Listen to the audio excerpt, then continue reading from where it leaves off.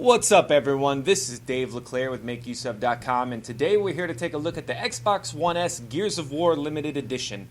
Now, we've held off on reviewing the Xbox One S because we wanted to wait until there was actually some HDR games available for the console, and now they're here in the form of Gears of War 4 and Forza Horizon 3. So, let's jump right into it and take a look at whether or not this console is worth picking up, or should you wait for Scorpio? Should you get a PS4 Slim, PS4 Pro when that comes out in just a month or so?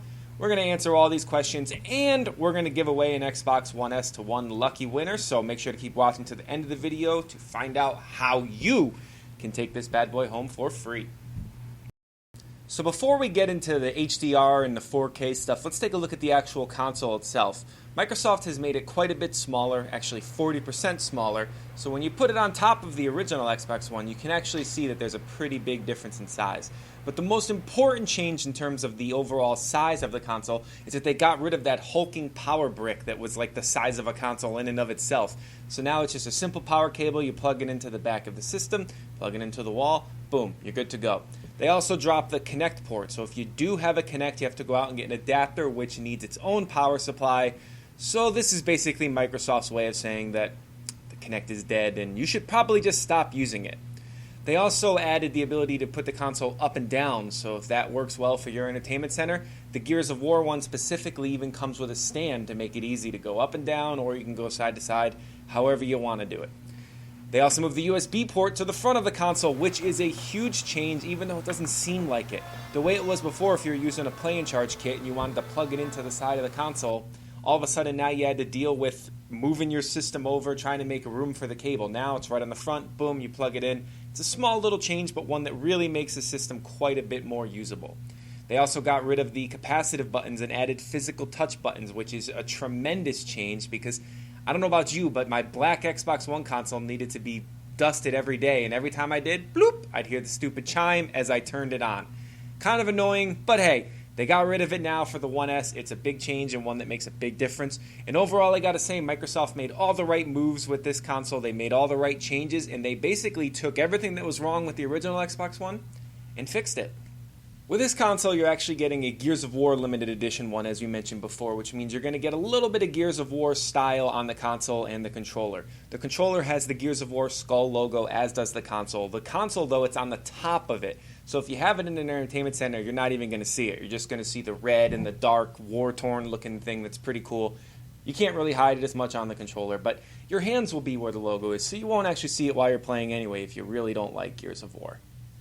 Speaking of the controller, there are some new changes with the Xbox One S controller, but they're very minor. A little bit of extra grip on the back, the buttons feel a little bit better, the joysticks move a little smoother. None of the changes are big, but they are there, and it takes an already great controller and makes it a little bit better. So now we get to the really big question. Does all this 4K and HDR stuff really matter? In terms of video games, it's really not that big of a deal. You're going to get two games in Forza and Gears of War that actually look better. Now, yes, they do look better. You can see the difference. The colors are more vibrant. But it's hard to recommend going out and buying a new game console and a new TV just for a couple of games. Yes, there will be more coming down the road. But the difference, I really can't say it's worth going out and spending all the money on a console and then another $1,000 or so on a TV just to get it. Now, if you're already looking for a new console and a new TV, that's another thing. Now, if you're a big movie buff and you love watching movies and you want the best picture quality and sound possible, then it's worthwhile because you get the UHD Blu-ray player with the Xbox One S, and you also get the games. Now, you do have to go out and rebuy your movie library to get 4K Blu-rays, but if you're willing to do that and you're willing to throw down the money, then it's probably worthwhile. But if video games are all you care about, it's hard for me to recommend going out and getting a new TV just to get a few games in HDR.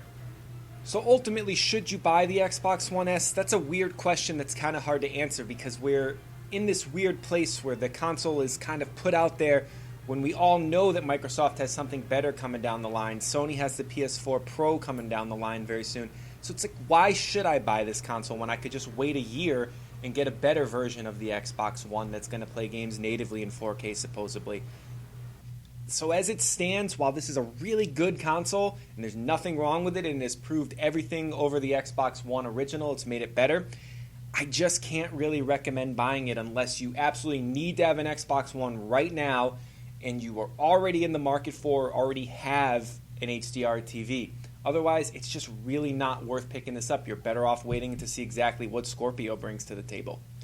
Now, make sure to head over to MakeUseOf.com and enter to win the Xbox One S Gears of War Limited Edition, because it is certainly worth picking up if it's free. So head over to the site, make sure to enter. Once again, this is Dave LeClaire with MakeUseOf.com, and we will see you next time.